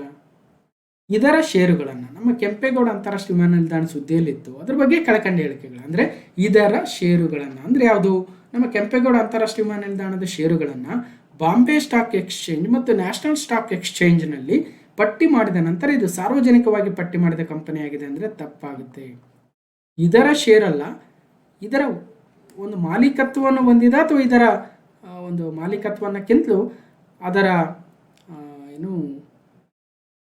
ಗುತ್ತಿಗೆ ಪಡೆದಿರ್ತಕ್ಕಂಥ ಕಂಪನಿಯ ಷೇರುಗಳಂತೂ ಲಿಸ್ಟ್ ಆಗಿದೆ, but not exactly the Kempegowda ಅಂತಾರಾಷ್ಟ್ರೀಯ ವಿಮಾನ ನಿಲ್ದಾಣದ ಷೇರುಗಳಂತೂ ಪಟ್ಟಿ ಆಗಿಲ್ಲ. ಓಕೆ, 1. ಹಾಗಾದರೆ ಎ ತಪ್ಪಾಯಿತು. ರೈಟ್. ಬಿ ಇದು ವಾಯು ಸಾರಿಗೆ ಉದ್ಯಮ ರಂಗದಲ್ಲಿ ಪರಿಣಿತ ಸಂಶೋಧನೆ ಮತ್ತು ಗುಣಮಟ್ಟ ಸಲಹಾ ಅಂಗವಾಗಿರುವ ಸ್ಕೈ ಟ್ರ್ಯಾಕ್ಸ್ನಿಂದ 4 ಸ್ಟಾರ್ ರೇಟಿಂಗ್ ಪಡೆದುಕೊಂಡಿದೆ ನಮ್ಮ ಕೆಂಪೇಗೌಡ ಅಂತಾರಾಷ್ಟ್ರೀಯ ವಿಮಾನ ನಿಲ್ದಾಣ ಅಂದರೆ ಇದು ಕೂಡ ಸರಿ ಇರಬಹುದು. ಆದರೆ ನಾಟ್ ಓನ್ಲಿ 4 ಸ್ಟಾರ್ 5 ಸ್ಟಾರ್ ಪಡೆದಿದೆ ಅಂತ ಕರೆಂಟ್ ಅಫೇರ್ಸಲ್ಲಿ ಡಿಸ್ಕಷನ್ ಮಾಡಿದ್ವಿ. ಹಾಗಾದರೆ ತಪ್ಪಾ ಸರಿನಾ? ಕೀ ಆನ್ಸರ್ ಬಿಟ್ಟಾಗ ನೋಡೋಣ. 1. ರೈಟ್. ನೆಕ್ಸ್ಟ್, ಇದು ಏಪ್ರಿಲ್ 2025ರಲ್ಲಿ ವಾಯು ಸರಕು ಸಾಗಾಟದ ನಿರ್ವಹಣೆಯಲ್ಲಿ ಏಷ್ಯಾದಲ್ಲೇ ಪ್ರಥಮ ಸ್ಥಾನ ಗಳಿಸಿದೆ. It has secured A first position handling air cargo in Asia in April 2025 ಅಂದರೆ ಇದು ತಪ್ಪಾಗುತ್ತೆ. ಏರ್ ಕಾರ್ಗೋಗೆ ನಮ್ಮ ಬೆಂಗಳೂರು ನಂಬರ್ 1 ಅಲ್ಲ. ಓಕೆ, ಸಿನೂ ಕೂಡ ತಪ್ಪು. D, A higher number of passengers used this airport in March 2025 compared to the Chhatrapati Shivaji Maharaj international airport Mumbai ಅಂದರೆ ಇದು ಕೂಡ ತಪ್ಪಾಗುತ್ತೆ. ಹೈಯೆಸ್ಟ್ ಯಾವುದು? ಡೆಲ್ಲಿ, 2ನೇ ಸ್ಥಾನದಲ್ಲಿ ಮುಂಬೈ, 3 ನಮ್ಮ ಬೆಂಗಳೂರು ಬರುತ್ತೆ ಈ ಪ್ಯಾಸೆಂಜರ್ಸ್ ಹ್ಯಾಂಡ್ಲ್ ಮಾಡಿರ್ತಕ್ಕಂಥದ್ದು ನೋಡಿದ್ರೆ. ಹಾಗಾದರೆ ಯಾವ ಹೇಳಿಕೆನೂ ತಪ್ಪು. ಆಲ್ ಆಫ್ ದೆಮ್ ಕರೆಕ್ಟ್ ಅಂತೂ ಅಲ್ಲ. ಓನ್ಲಿ 3 ಅಂತೂ ಕರೆಕ್ಟ್ ಅಲ್ಲ. ಓನ್ಲಿ 2 ಅಂತೂ ಕರೆಕ್ಟ್ ಅಲ್ಲ. ಓನ್ಲಿ 1 ಇದೆಯಲ್ವಾ? ಮೋಸ್ಟ್ಲಿ ಓನ್ಲಿ 1 ಇರ್ಬೋದು. ಯಾಕಂದರೆ ಈ 4 ಸ್ಟಾರ್ ರೇಟಿಂಗ್ ಅಂತೂ 5 ಸ್ಟಾರೇ ಬಂದಿದೆ ಅಂದರೆ 4 ಸ್ಟಾರ್ ಬರದೇ ಇರುತ್ತಾ? ಸೊ ಹಂಗೆ ನೋಡ್ಕೊಂಡ್ರೆ ಡೆಫಿನೆಟ್ಲಿ ಸೊ 1 ಹೇಳಿಕೆ ಸರಿ ಅನಿಸ್ಬೋದು. ಕೀ ಆನ್ಸರ್ಗೆ ವೆಯ್ಟ್ ಮಾಡಿ. So 1 Kempegowda international airport not directly listed in BSNSE, right. However GMR airport infrastructure limited ಏನಾಗಿದೆ ಅದನ್ನು ಆಪ್ರೇಟರ್ ಆಗಿದೆಯೋ ಆ ಏರ್ಪೋರ್ಟ್ದು ಅವರು ಬೇಕಾದರೆ ಲಿಸ್ಟ್ ಆಗಿದ್ದಾರೆ. ಸರಿನಾ? 1. ಮತ್ತು ಡೆಲ್ಲಿ ಏನಿದೆ ಹೈಯೆಸ್ಟು ಬಿಸಿಯೆಸ್ಟ್ ಏರ್ಪೋರ್ಟ್ ಆಗುತ್ತೆ. ಮತ್ತು ಈವನ್ ಕಾರ್ಗೋದಲ್ಲೂ ಕೂಡ ನಮ್ಮ ಬೆಂಗಳೂರೇನು ನಂಬರ್ 1 ಇಲ್ಲ. 10 ಏರ್ಪೋರ್ಟ್ಸ್ ಇಂಡಿಯಾ ಬೈ ಪ್ಯಾಸೆಂಜರ್ ಅಂದರೆ ಇಂಟರ್ನ್ಯಾಷನಲ್ ಡೊಮೆಸ್ಟಿಕ್ ಎರಡನ್ನೂ ಸೇರಿಸಿದರೆ ಡೆಲ್ಲಿ ಹೈಯೆಸ್ಟ್ ಇದೆ, 70 lakh ಪ್ಯಾಸೆಂಜರ್ಸ್. ಮುಂಬೈ 46, ಬೆಂಗಳೂರು 36, 3ನೇ ಸ್ಥಾನದಲ್ಲಿದೆ. ಸೊ ನೋಡಿ, ಮಾರ್ಚ್ 2025 ಡೇಟಾ. ಇನ್ನು 1 ಆಯಿತು. ಇನ್ನು ಕಾರ್ಗೋ ಅಂತ ಏನು ನೋಡಿದ್ವಿ, ಸೊ ಕಾರ್ಗೋ ಏರ್ಪೋರ್ಟ್ಸಲ್ಲಿ ನಮ್ಮ ಬೆಂಗಳೂರು ಇಲ್ಲ. ಓಕೆ, ಇದ್ರ ಬಗ್ಗೆ ಕ್ಲಾಸ್ ನಂಬರ್ 776 ಏಪ್ರಿಲ್ 2025 ಪಾರ್ಟ್ 4ಅಲ್ಲಿ ಬೆಂಗಳೂರಿನ ಕೆಂಪೇಗೌಡ ಅಂತಾರಾಷ್ಟ್ರೀಯ ವಿಮಾನ ನಿಲ್ದಾಣದ ಟರ್ಮಿನಲ್ 2ಗೆ ಸ್ಕೈ ಟ್ರ್ಯಾಕ್ಸ್ನಿಂದ 5 ಸ್ಟಾರ್ ರೇಟಿಂಗ್ ಪಡೆದ ಭಾರತದ ಮೊದಲ ವಿಮಾನ ನಿಲ್ದಾಣ. So terminal 2 becomes a first in India to get a 5-star ratings from Skytrax. Skytrax ಅನ್ನೋ ವರ್ಡು ಇಲ್ಲಿದೆಯಲ್ವಾ ನೋಡಿ, ಸ್ಕೈಟ್ರಾಕ್ಸ್ 4-star ರೇಟಿಂಗ್. ನಾವು 5-star ರೇಟಿಂಗ್ ಬಂದಿದ್ದೇ ಹೇಳಿ, 4-star ರೇಟಿಂಗ್ ಬಂದಿರ್ಬೇಕು ಯಾವಾಗ ಒಂದ್ಸಲ. ಇರಲಿ, ಒಟ್ಟಿನಲ್ಲಿ ಎಕ್ಸಾಮಲ್ಲಿ ಈ ರೀತಿ ಪ್ರಶ್ನೆ ಬರ್ತವೆ, ಗಮನ ಹರಿಸಿ ಅಂತ ಹೇಳ್ತಾ, ಕೆಂಪೇಗೌಡ ಅಂತಾರಾಷ್ಟ್ರೀಯ ವಿಮಾನ ನಿಲ್ದಾಣಕ್ಕೆ 5-star ಗರಿಮೆ. ಸ್ಕೈ ಟ್ರಾಕ್ಸ್ ಅಂದ್ರೆ ಏನು ಅದ್ರ ಬಗ್ಗೆ ಕೂಡ ಡಿಸ್ಕಷನ್ ಮಾಡಿರ್ತೀವಿ. ಇನ್ನು 7ನೇ ಪ್ರಶ್ನೆ, United States agency for international development USAID ಕುರಿತಾದ ಕೆಳಕಂಡ ಹೇಳಿಕೆಗಳನ್ನು ಪರಿಗಣಿಸಿ. ಇಲ್ಲಿ 4 ಹೇಳಿಕೆ ಕೊಟ್ಟಿದ್ದಾರೆ, ಸರಿಯಾದ ಉತ್ತರ ಫೈಂಡ್ ಮಾಡಿಬಿಡೋಣ. ಸೊ 3 ಮಾತ್ರ ಸರಿಯಾಗಿದ್ದಾವೆ. ಯಾವ್ಯಾವ ಸರಿಯಾಗಿದ್ದಾವೆ? ಸೊ USAID ಅಂದ್ರೆ ಏನು? United States agency for international development. USAID 1961ರಲ್ಲಿ ಸ್ಥಾಪನೆ ಆಗಿದೆ, ರೈಟ್. ಇದರ ಪ್ರಧಾನ ಕಚೇರಿ ನ್ಯೂಯಾರ್ಕ್ ಅಲ್ಲ, ವಾಷಿಂಗ್ಟನ್ DC ಯಲ್ಲಿದೆ. ಇನ್ನು ಅಮೆರಿಕದ ವಿದೇಶಿ ನೆರವನ್ನು ಸಕಾಲಿಕ, ಪ್ರಸ್ತುತ, ಪರಿಣಾಮಕಾರಿ ಮೇಲ್ವಿಚಾರಣೆ ಮೂಲಕ ಕಾಪಾಡುವುದು, ಬಲಪಡಿಸುವುದು USAIDನ ಪ್ರಮುಖ ಪಾತ್ರವಾಗಿದೆ. ಇಲ್ಲೇನಾಗುತ್ತೆ, USAID ಸುದ್ದಿಲಿತ್ತು. ಯಾಕಂದರೆ ನೀವು ಗಮನಿಸಿರ್ಬೋದು, ಡೊನಾಲ್ಡ್ ಟ್ರಂಪ್ ಅಧ್ಯಕ್ಷ ಆದಮೇಲೆ ತನ್ನ ದೇಶವನ್ನು ಹೊರತುಪಡಿಸಿ ಬೇರೆ ದೇಶಕ್ಕೇನಾದರೂ ಸಹಾಯವನ್ನು ಮಾಡ್ತಾ ಇದ್ರೆ ಅಮೆರಿಕ, ಅದನ್ನು ಫಸ್ಟ್ ಕಟ್ ಮಾಡಿದ್ದಾನೆ. ತನ್ನ ದೇಶದ ನಾಗರಿಕರಿಗೆ ಜಾಬ್ ಸಿಗದೆ ಬೇರೆ ದೇಶದವರಿಗೆ ಸಿಗ್ತಾ ಇದ್ರೆ ಅದನ್ನು ಫಸ್ಟ್ ಕಟ್ ಮಾಡಿದ್ದಾನೆ ಅಲ್ವಾ. ತನ್ನ ದೇಶದಿಂದ ಬೇರೆ ದೇಶಕ್ಕೆ ಏನಾದರೂ ಫಂಡ್ ಹೋಗ್ತಾ ಇದ್ರೆ ಬೇರೆ ಆರ್ಗನೈಸೇಷನ್ಗೆ ಅದನ್ನು ಫಸ್ಟ್ ಕಟ್ ಮಾಡಿದ್ದಾನೆ. WHO ಹೊರಗೆ ಬಂದರು, UNFCCC ಹೊರಗೆ ಬಂದರು ಅಲ್ವಾ. ಇನ್ನೊಂದು ಯಾವುದೋ ನಮ್ಮ ಭಾರತಕ್ಕೆ HIV ರಿಲೇಟೆಡ್ ಏಡ್ಸ್ಗೆ ಒಂದು ದೊಡ್ಡ ಅಭಿಯಾನ ನಡೀತಾ ಇತ್ತು, ಅದಕ್ಕೆ ದುಡ್ಡು ಕೊಡ್ತಾ ಇದ್ರು, ಅದನ್ನು ತೊಡೆದು. ಅದೇ ರೀತಿಯಾಗಿ USAID ಏನಿದೆಯಲ್ವಾ, ಅಮೆರಿಕದಿಂದ ಪ್ರಪಂಚದ ವಿವಿಧ ದೇಶಗಳ, ಬಡ ರಾಷ್ಟ್ರಗಳ, ಹಿಂದುಳಿದಿರ್ತಕ್ಕಂಥ ರಾಷ್ಟ್ರಗಳ, ಮುಂದುವರಿಯುತ್ತಿರ್ತಕ್ಕಂಥ ರಾಷ್ಟ್ರಗಳ ಉನ್ನತಿಗಾಗಿ ಪ್ರಯತ್ನ ಏನು ಮಾಡ್ತಾ ಇತ್ತು ಅಮೆರಿಕ, ಆ ಪ್ರಯತ್ನದ ಫಲವಾಗಿ ಸಾಕಷ್ಟು ದುಡ್ಡನ್ನು ವಿನಿಯೋಗಿಸ್ತಾ ಇತ್ತು. ಅದು ಸರಿಯಾಗಿ ಪರಿಣಾಮಕಾರಿಯಾಗಿ ನಡೀತಾ ಇದೆಯಲ್ಲ ಅಂತ ನೋಡ್ಕೊಳ್ಳೋದಕ್ಕೇನೆ USAID ಇತ್ತು. ಹಾಗಾಗಿ ಅದಕ್ಕೆ ಕೊಡ್ತಾ ಇರ್ತಕ್ಕಂಥ ಅಮೌಂಟನ್ನು ಕಡಿಮೆ ಮಾಡಿಬಿಟ್ಟು ಅಥವಾ ನಿಲ್ ಮಾಡಿಬಿಟ್ರು, ಅದೇ USAID. ನಿಲ್ ಮಾಡಿದಾರೋ ಇಲ್ವೋ, ಒಟ್ಟಿನಲ್ಲಿ ಕಡಿಮೆ ಅಂತ ಮಾಡಿರ್ತಾರೆ.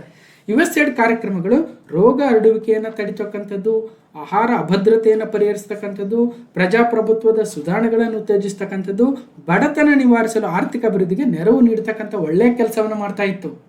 ಫಂಡ್ ಕೊಟ್ಟರೆ ಅಲ್ವ ಮಾಡೋದು USAID. ಫಂಡೇ ನಿಲ್ಲಿಸ್ಬಿಟ್ರೆ ಅದು ಪಾಪ ಎಲ್ಲಿಂದ ಕೆಲಸ ಮಾಡಬೇಕು ನೋಡಿ. ಎಷ್ಟು ಒಳ್ಳೆ ಕೆಲಸ ಇದೆ. ನಾವು ಶ್ರೀಮಂತ ರಾಷ್ಟ್ರ ಆದರೆ ಬಡತನದಲ್ಲಿರ್ತಕ್ಕಂಥ ರಾಷ್ಟ್ರಗಳಲ್ಲಿ ಹರಡ್ತಕ್ಕಂಥ ರೋಗಗಳನ್ನು ತಡೆಯೋಣ, ಅಲ್ಲಿ ಆಹಾರ ಭದ್ರತೆ ಇರ್ತ ತಡೆಯೋಣ, ಪ್ರಜಾಪ್ರಭುತ್ವದ ಸುಧಾರಣೆಗಳಿಗಾಗಿ ಉತ್ತೇಜನ ನೀಡೋಣ, ಬಡತನ ನಿವಾರಿಸಲು ಆರ್ಥಿಕ ಅಭಿವೃದ್ಧಿಯನ್ನು ಮಾಡೋಣ ಅನ್ನೋದು ಎಷ್ಟು ಒಳ್ಳೆ ಕಾರ್ಯಕ್ರಮ ಇತ್ತು. ಅದನ್ನು ಇವತ್ತು ತಡೆದಿದ್ದಕ್ಕೆ ಸುದ್ದಿಯಲ್ಲಿದೆ. ಓಕೆ. ಸೊ 1961 ಸ್ಥಾಪನೆ, ವಾಷಿಂಗ್ಟನ್ DCಯಲ್ಲಿ ಪ್ರಧಾನ ಕಚೇರಿ, USAID United States agency international ಡೆವಲಪ್ಮೆಂಟ್ಗೋಸ್ಕರ ಇರ್ತಕ್ಕಂಥದ್ದು. Okay.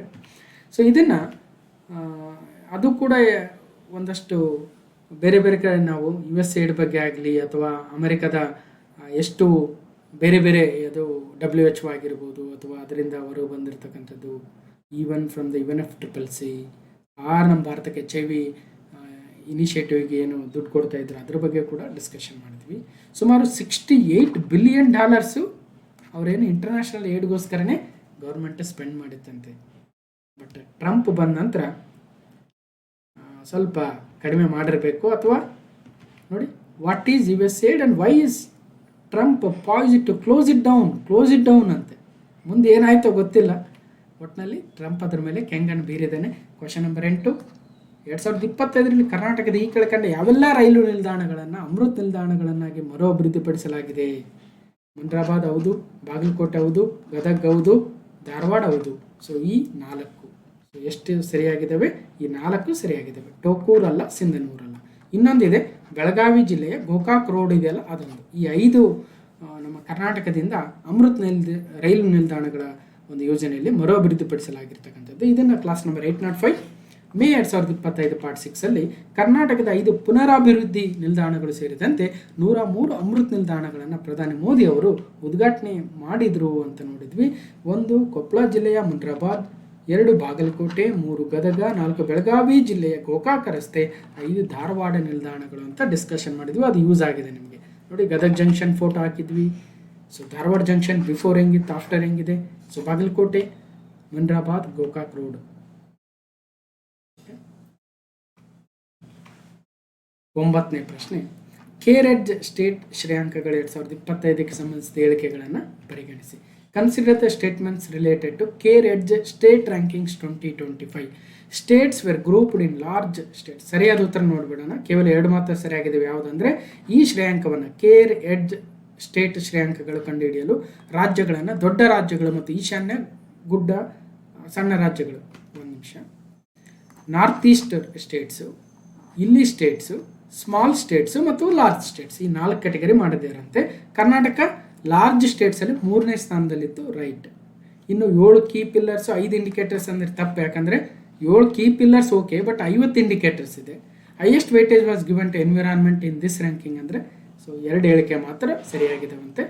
So CareEdge ratings state ರ್ಯಾಂಕಿಂಗಲ್ಲಿ ನೋಡಿ 50 ಇಂಡಿಕೇಟರ್ಸ್. ಇದನ್ನು ಕ್ಲಾಸ್ ನಂಬರ್ 788 ಮೇ 2025 ಪಾರ್ಟ್ 1ನಲ್ಲಿ ರಾಜ್ಯಗಳ ಅಭಿವೃದ್ಧಿಯ ಸಾಮರ್ಥ್ಯದ ಆಧಾರದ ಮೇಲೆ credit rating agency CareEdge rating ಸಿದ್ಧಪಡಿಸಿದ ಶ್ರೇಯಾಂಕಗಳ ಪಟ್ಟಿಯಲ್ಲಿ ಕರ್ನಾಟಕ 3ನೇ ಸ್ಥಾನದಲ್ಲಿದೆ, ಮಹಾರಾಷ್ಟ್ರ 1, ಗುಜರಾತ್ 2 ಅಂತ ಹೇಳಿದ್ವಿ. ಅದೇ ಅಂಶ ನಿಮಗೆ ಎಕ್ಸಾಮಲ್ಲಿ ಯೂಸ್ ಆಗಿದೆ. ಕರ್ನಾಟಕ 3ನೇ ಸ್ಥಾನದಲ್ಲಿದೆ ದೊಡ್ಡ ರಾಜ್ಯಗಳಲ್ಲಿ ಅಂದರೆ, ಅಷ್ಟೇ ಅಲ್ವಾ. 50 ಇಂಡಿಕೇಟರ್ಸ್ ಬಗ್ಗೆ ಕೂಡ ಮಾತಾಡಿದ್ವಿ. ಸೊ ನೋಡಿ, ಈ ಒಂದು ಕೇರೆಡ್ಜ್ ವರದಿಯಲ್ಲಿ ಕರ್ನಾಟಕ 3ನೇ ಸ್ಥಾನ ಅಂತ ಒಂದು ಪೇಪರ್ ಕಟ್ಟಿಂಗ್ ನೋಡಿದ್ವಿ. ಕರ್ನಾಟಕ 3ನೇ ಸ್ಥಾನದಲ್ಲಿದೆ, ಮಹಾರಾಷ್ಟ್ರ 1 ಮತ್ತು ಗುಜರಾತ್ 2ನೇ ಸ್ಥಾನ, ನಮ್ಮ ಕರ್ನಾಟಕ 3ನೇ ಸ್ಥಾನ. 7 ಪಿಲ್ಲರ್ಗಳು, 50 ಮಾನದಂಡಗಳು, ದೊಡ್ಡ ರಾಜ್ಯಗಳಲ್ಲಿ 17 ರಾಜ್ಯಗಳು. ಕೇರೆಡ್ಜ್ ರೇಟಿಂಗ್ಸ್ ಸ್ಟೇಟ್ಸ್ ರ್ಯಾಂಕಿಂಗ್ 2025. ಸೊ ಅನುಕೂಲ ಆಗಿದೆ ಅಂತ ಭಾವಿಸ್ತಾ ಮುಂದಿನ ಪ್ರಶ್ನೆ ಬಿ ಸ್ಮೈಲ್ ಬಗ್ಗೆ ಇದೆ. ಬಿ ಸ್ಮೈಲ್ ಎಂದರೇನು? ಸರಿಯಾದ ಉತ್ತರ, ಇದು ಬೆಂಗಳೂರಿನಲ್ಲಿ ಬೃಹತ್ ಟಿಕೆಟ್ ಮೂಲಸೌಕರ್ಯ ಯೋಜನೆಗಳನ್ನು ಅನುಷ್ಠಾನಗೊಳಿಸುವ ಉದ್ದೇಶಕ್ಕೆ ಮೀಸಲಾದ ಸ್ಪೆಷಲ್ ಪರ್ಪಸ್ ವೆಹಿಕಲ್ ಆಗಿದೆ. It is dedicated special purpose vehicle to execute a big ticket infrastructure projects in Bengaluru. 500-600 ಸಾವಿರಾರು ಕೋಟಿ ಇರ್ತಕ್ಕಂಥ ದೊಡ್ಡ ಯೋಜನೆಗಳೇನಾದರೂ ಬೆಂಗಳೂರಲ್ಲಿ ಇನ್ಫ್ರಾಸ್ಟ್ರಕ್ಚರ್ ರಿಲೇಟೆಡ್ ಮಾಡಿದ್ರೆ ಅದನ್ನು ಎಕ್ಸಿಕ್ಯೂಟ್ ಮಾಡೋದಕ್ಕಿರ್ತಕ್ಕಂಥದ್ದೇ B SMILE. So it is a special purpose vehicle ಆಗುತ್ತೆ.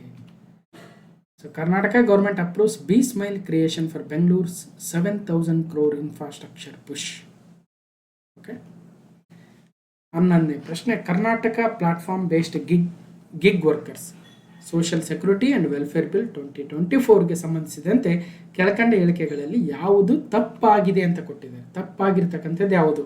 Karnataka platform based gig workers social security and welfare bill 2024. What is wrong ಅಂತ ಕೊಟ್ಟಿದ್ದಾರೆ. ರಾಂಗ ರೈಟ್ ಫಸ್ಟ್ ನೋಡ್ಕೋಬೇಕು. ಓಕೆ, 1, 2, 3, 4 ಕೊಟ್ಟಿದ್ದಾರೆ. ಯಾವುದು ರಾಂಗ್ ಅಂತ? It was introduced to protect the rights of platform based gig workers. ಹೌದು.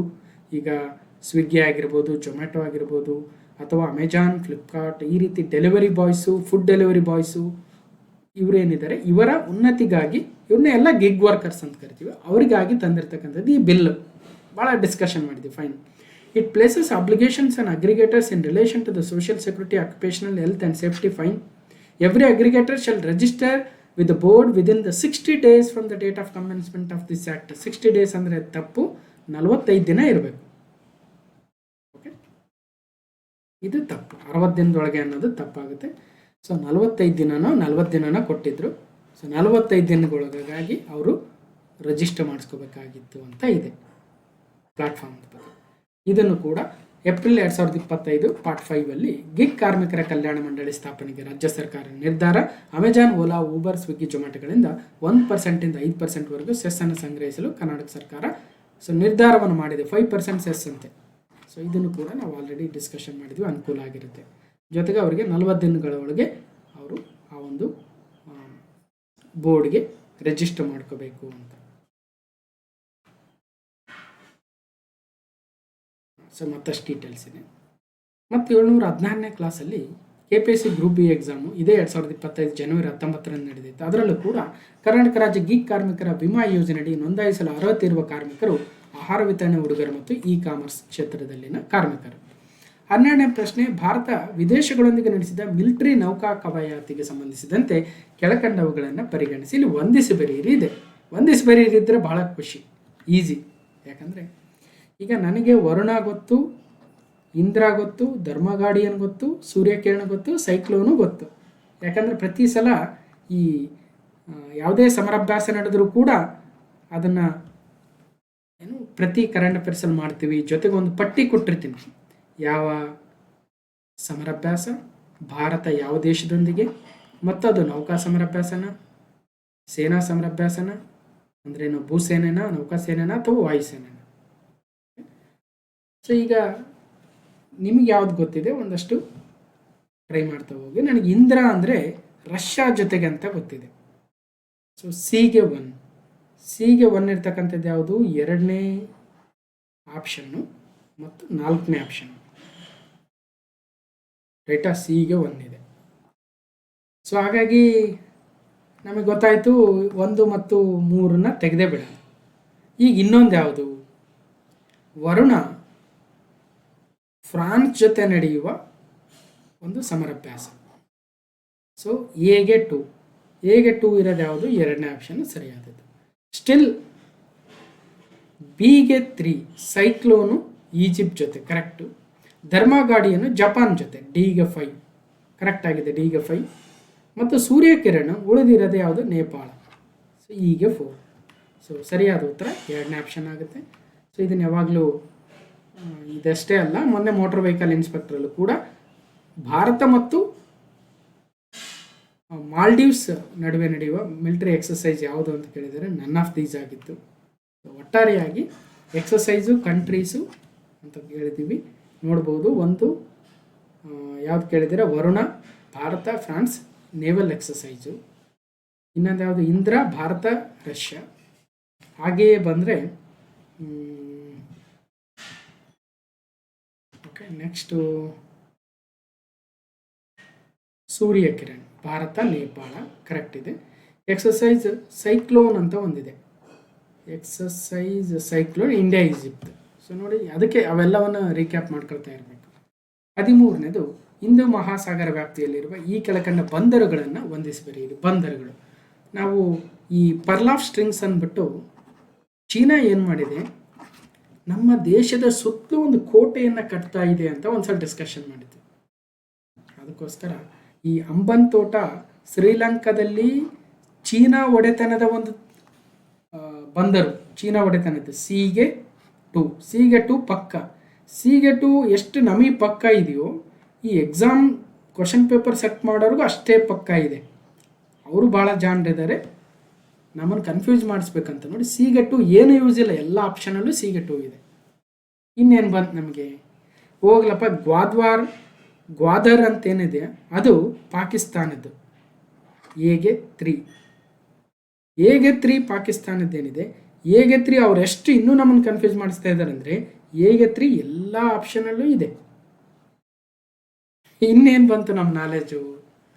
ಮುಗೀತು. ಕೆಲವೊಂದನ್ನು ಬಿಟ್ಟೇ ಬಿಡ್ಬೇಕಷ್ಟೇ. ಇಲ್ಲ ಅಷ್ಟಕ್ಕೂ ಇನ್ನೂ ಲೆವೆಲಲ್ಲಿ ಓದಿದ್ರೆ ಆಗ್ಬೋದು. ಸರಿಯಾದ ಉತ್ತರ ಹೇಳ್ತೀನಿ ಮತ್ತು ಅವೆಲ್ಲಿ ಬರ್ತವೆ ಅಂತ ಹೇಳ್ತೀನಿ. ಈ ಲಾಮು ಪೋರ್ಟ್ ಏನಿದೆ ಕೀನ್ಯಾದಲ್ಲಿ ಬರುತ್ತೆ. ಲಾಮು ಪೋರ್ಟು ಕೀನ್ಯಾ. ಡಿಗೆ 1 ಎಲ್ಲಿದೆ? ಡಿಗೆ 1 ಅಗೇನ್ 2ರಲ್ಲಿದೆ, 2 ಮತ್ತು 3. ಇನ್ನೊಂದು ಯಾವುದು? ಡೋರಾಲೆ ಪೋರ್ಟ್ ಎಲ್ಲಿದೆ? ಡೋರಾಲೆ ಮಲ್ಟಿಪರ್ಪಸ್ ಪೋರ್ಟು ಡಿಜಿಬೌಟಿಲಿದೆ. ಸೊ ಹಾಗಾಗಿ ಬಿಗೆ 5 ಇರೋದು ಯಾವುದು ಇದರಲ್ಲಿ? ಬಿಗೆ 5 ಇರೋದು 2ನೇ ಆಪ್ಷನ್ ಸರಿ. 2ನೇ ಆಪ್ಷನ್ನೇ ಸರಿ. ಓಕೆ, ಹಾಗಾದರೆ ಹೀಗೆ ಪಾಯ್ರಾ ಯಾವುದು? ಬಾಂಗ್ಲಾದೇಶದಲ್ಲಿದೆ ನೋಡಿ. ಪಾಯ್ರಾ ನಮ್ಮ ಬಾಂಗ್ಲಾದೇಶ, ಪಾಯ್ರಾ ಪೋರ್ಟ್. ಸೊ ಇದು ಚೀನಾದ Chinese port investments in the Indian ocean region. ನಮ್ಮ ಹಿಂದೂ ಮಹಾಸಾಗರದಲ್ಲಿ ನೋಡಿ ಇಷ್ಟು ಪೋರ್ಟ್ಗಳನ್ನು ಚೀನಾ ಇನ್ವೆಸ್ಟ್ ಮಾಡಿದೆ ಅಲ್ಲಿ ದುಡ್ಡು. ಒಂದು ಅಂಬನ್ ತೋಟ ಪೋರ್ಟು, ಕೊಲಂಬೋ ಪೋರ್ಟ್, ಇಲ್ಲೆಲ್ಲ ಇಲ್ಲಿ ಕಟ್ಟಾಕಿತ್ತು ನಮ್ಮನ್ನ. ಬಾಂಗ್ಲಾದೇಶದಲ್ಲಿ ಕಟ್ಟಾಕ್ತು, ಚಿತ್ತಗಾಂಗಲ್ಲೂ ಕಟ್ಟಾಕ್ತು, ಈವನ್ ಮಯನ್ಮಾರಲ್ಲೂ ಕೂಡ. ಹಾಗೆ ಕರಾಚಿ ಮತ್ತು ಗ್ವಾದಾರ್ ಬಂದರು ಪಾಕಿಸ್ತಾನದಲ್ಲಿ. ಹಾಗೆ Khalifa, Sokhna port, life stock terminal port, ಇವೆಲ್ಲವೂ ಚೀನಾ ಸಹಕಾರದಲ್ಲಿ ಇರ್ತಕ್ಕಂಥ ಪೋರ್ಟ್ಗಳಾಗ್ತವೆ.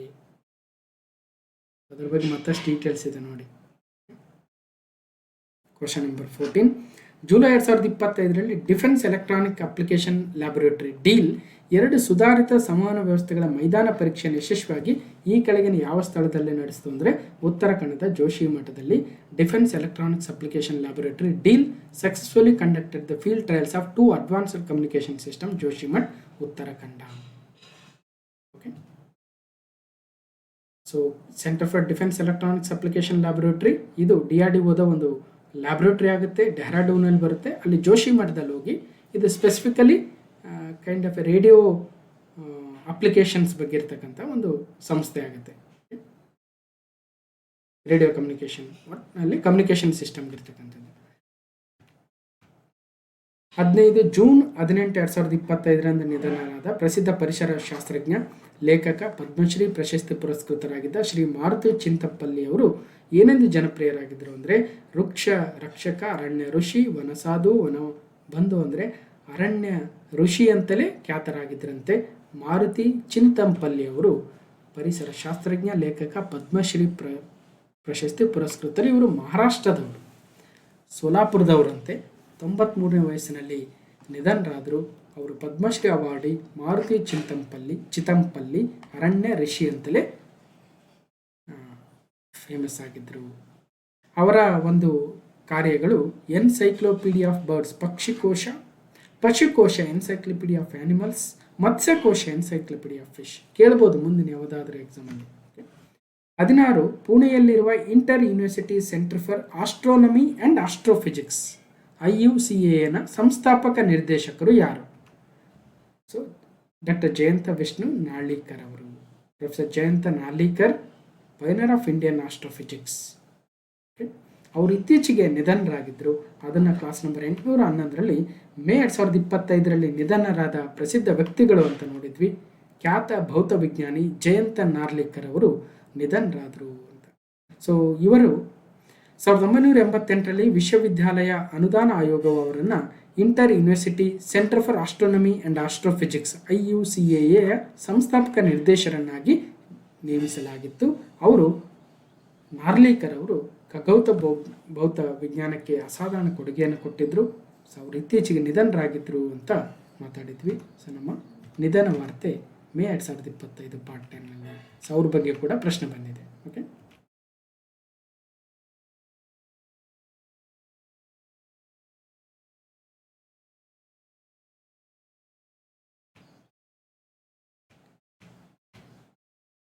ನೆಕ್ಸ್ಟು 17 ಈ ಕೆಳಗಿನ ಯಾವ ಪುಸ್ತಕಗಳು ಭಾನು ಮುಸ್ತಕ್ ಅವರಿಂದ ಬರೆಯಲ್ಪಟ್ಟಿವೆ ಅಂದರೆ ಹೆಜ್ಜೆ ಮೂಡದ ಹಾದಿ, ಬೆಂಕಿ ಮಳೆ, ಎದೆ ಅಣತೆ, ನೆತ್ತರ ಸೂತಕ ಅವ್ರದ್ದಲ್ಲ.